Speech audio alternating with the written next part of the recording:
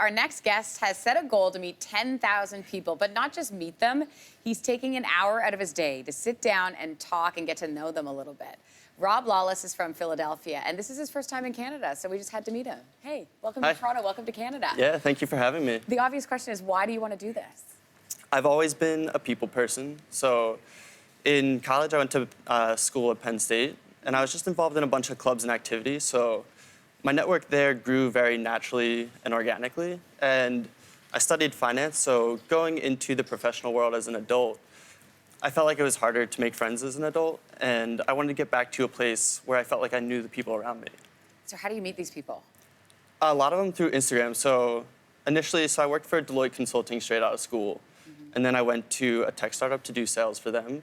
So I was constantly emailing people, asking them for their time for a 30-minute phone call.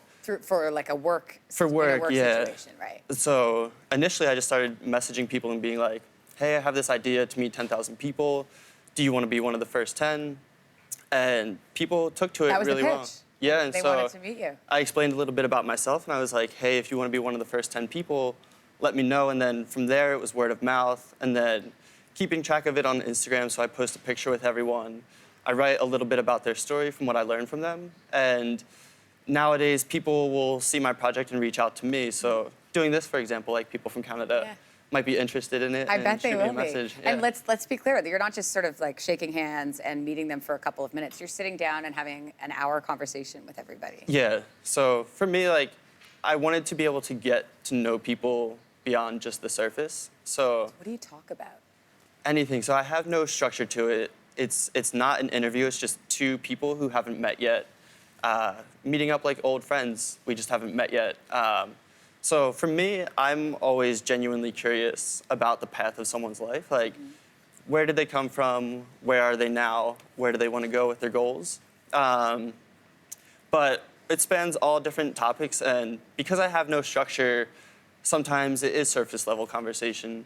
Other times we're diving into like the depths of people's lives. So. And you share, as you mentioned, you share pictures of the people that you've met and little tidbits about them. You met one of our producers for, what, over an hour yesterday, Kamal. Yeah, so he kind of welcomed me to Toronto, which was really nice. Cool. And what number was he? 2,730. Wow. Yeah. 2,000. And how many years have you been doing this now? So I started November of 2015. Okay. And then 8 months later, I took it full time. So it's been full time for 3 years now. Is that a weird thing when you say to someone, my full-time job is to meet people? That's it. Yeah, and people always question it, and it is through partnerships with brands like WeWork that. So I was wondering how you funded yourself, but yeah. Yeah, so now, kind of having an audience on Instagram, I'm able to leverage that for partnerships to kind of drive exposure to brands and incorporate them into my story.